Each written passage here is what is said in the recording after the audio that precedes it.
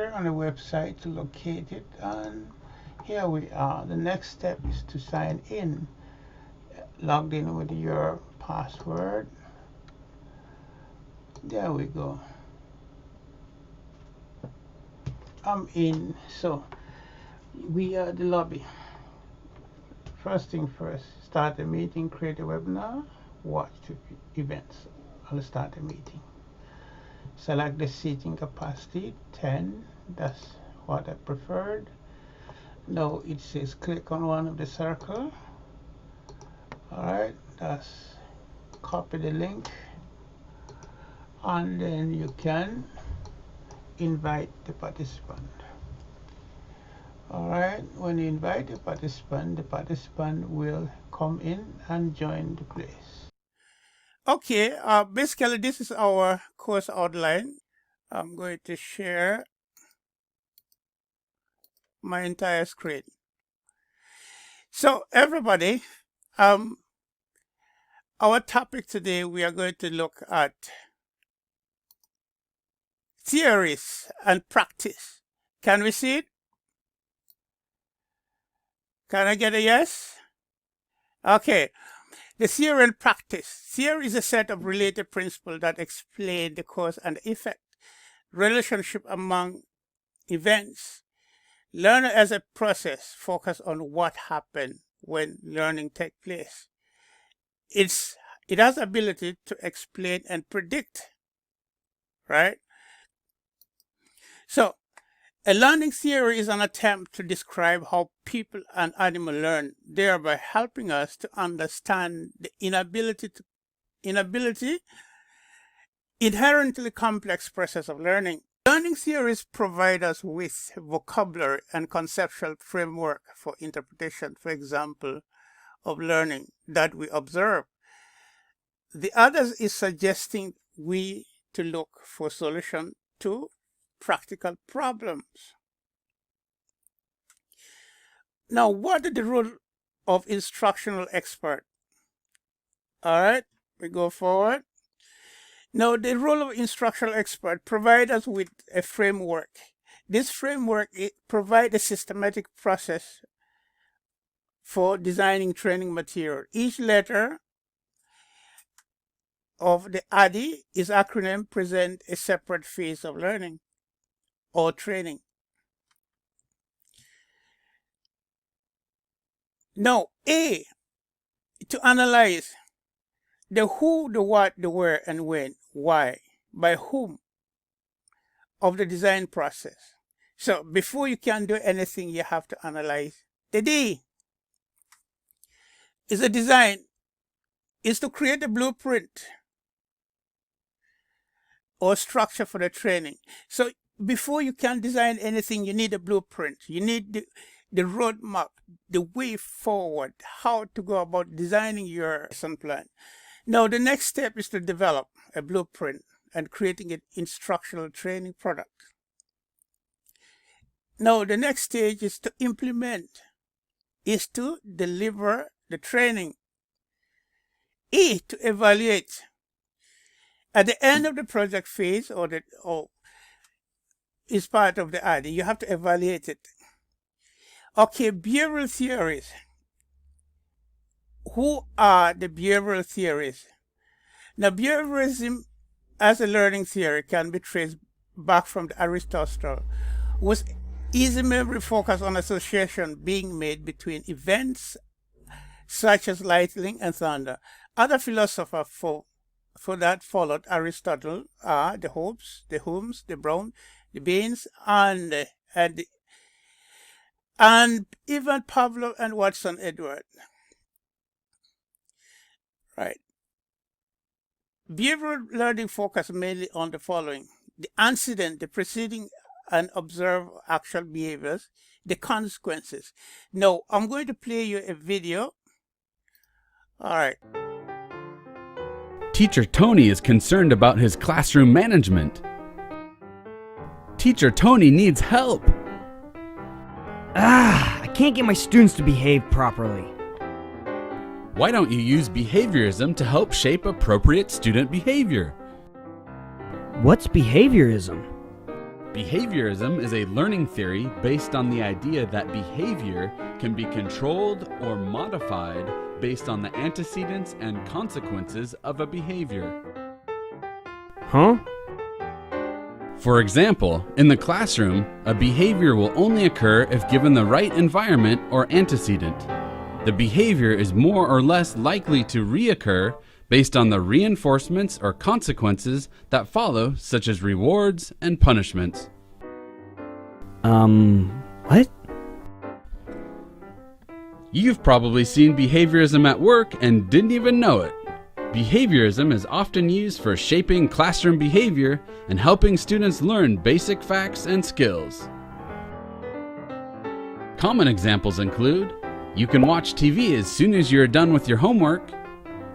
Students who complete all homework this week don't have to take the quiz on Friday. Receiving a sticker for a correct answer on a math problem.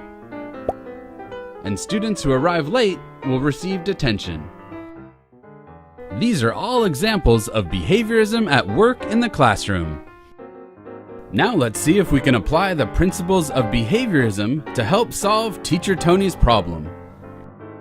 First, Teacher Tony needs to decide what specific behaviors he wants his students to exhibit.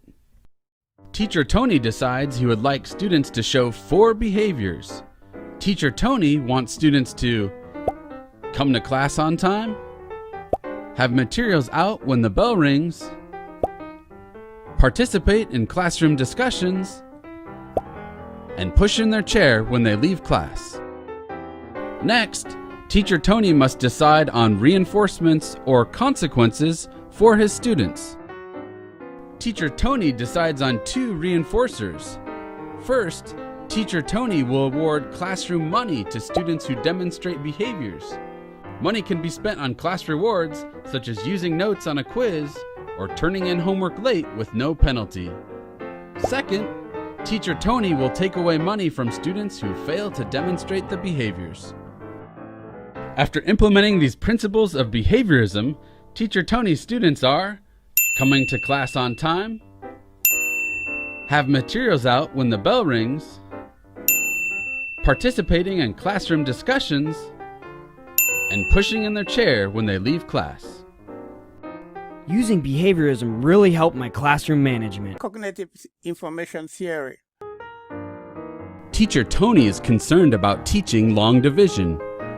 Most of his students can't seem to understand the concept and how to do it. Teacher Tony needs help. I can't get my students to learn long division. Why don't you use cognitivism to help you teach a difficult subject like long division? What's cognitivism? Cognitivism is a learning theory that focuses on how information is received, organized, stored, and retrieved by the mind. What? Cognitivism views the mind as an information processor, like a computer.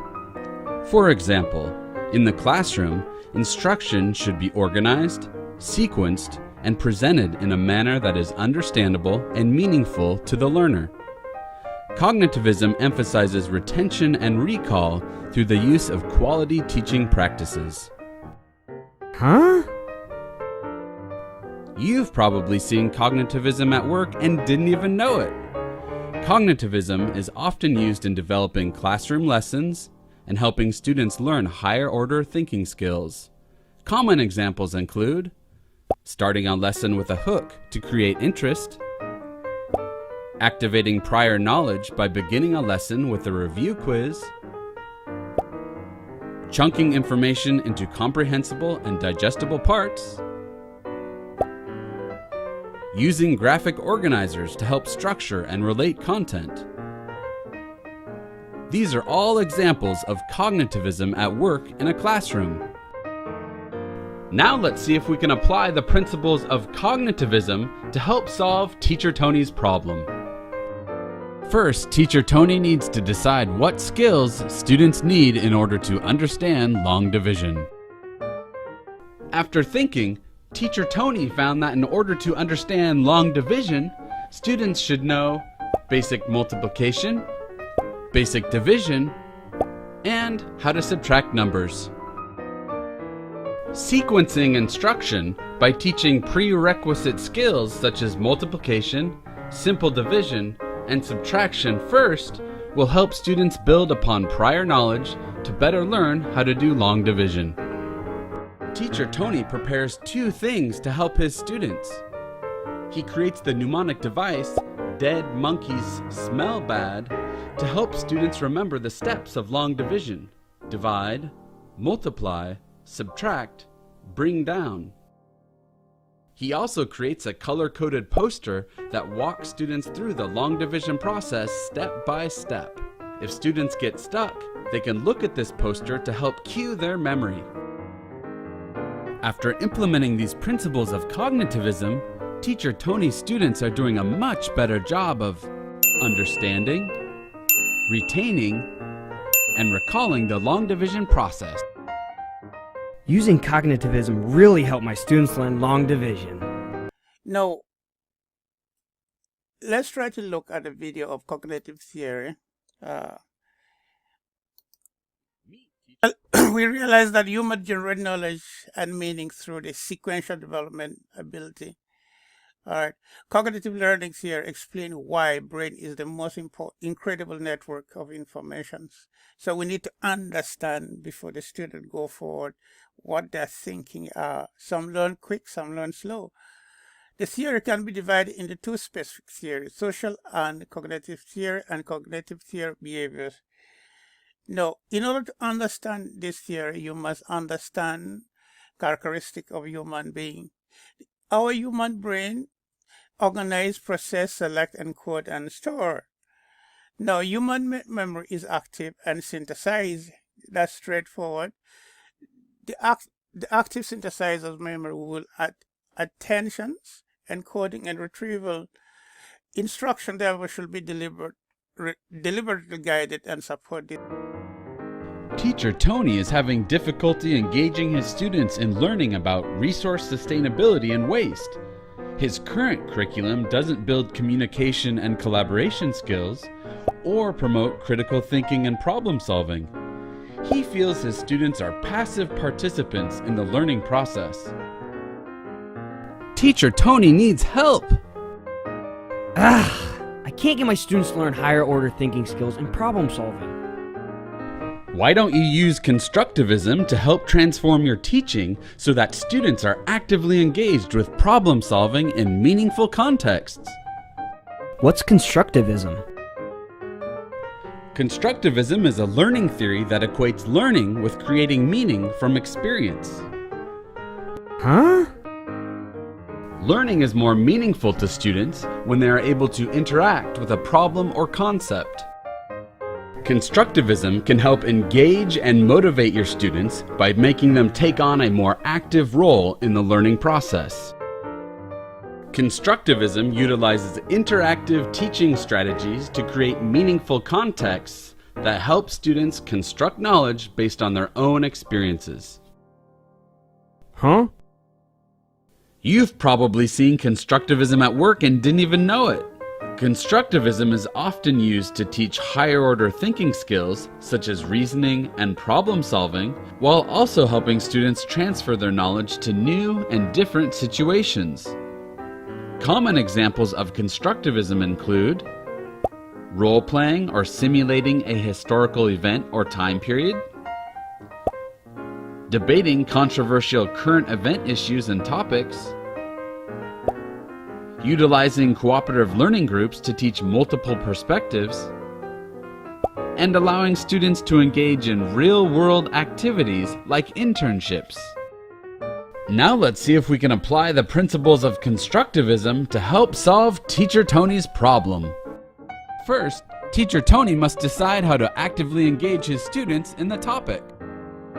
Teacher Tony decides to utilize the idea of problem-based learning to actively engage his students by challenging them to answer a real-world problem.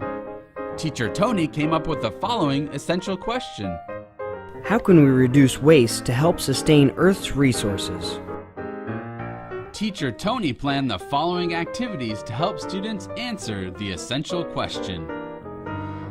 First, students will tour a local waste and recycling plant to learn firsthand how waste and recycling materials from their community are handled. Next, students will weigh and record how many pounds of food scraps their family puts into the regular trash each day.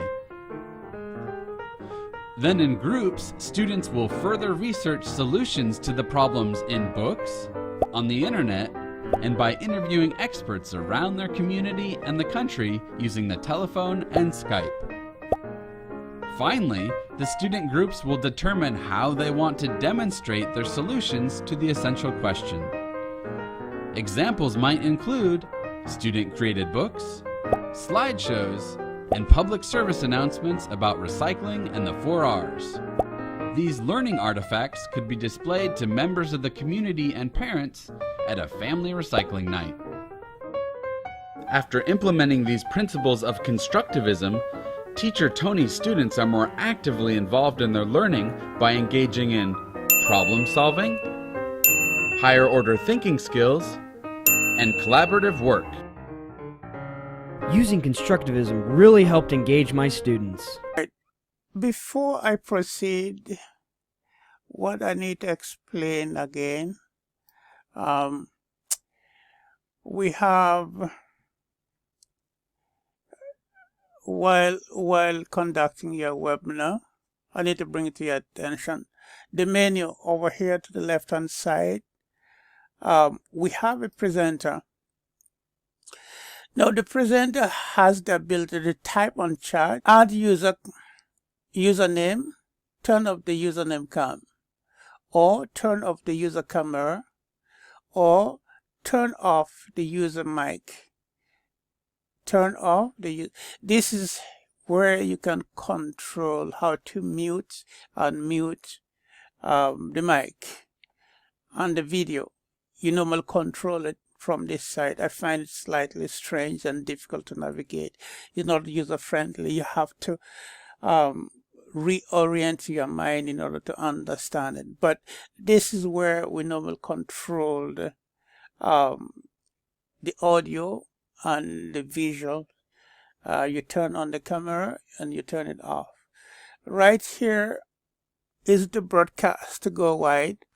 If you're going to conduct your webinar, you turn the broadcast, which means that you broadcast wide. By turning the broadcast, you are able to obtain some of these informations, and your recording here will start to record. Very important point to understand. The camera now, you can turn it on and off. You can toggle it. You can move the camera here. You can share that. And all of that. The mic, this is your mic, the presenter mic. You have to select what kind of mic you're using, how many types of mic you're using, and you can mute or unmute. And here you can screen share. You upload the PowerPoint and share your screen. By sharing your screen, you can select your desktop, you can select application, and you name it. Download question and answer will come right there. Now, here you can communicate with the text.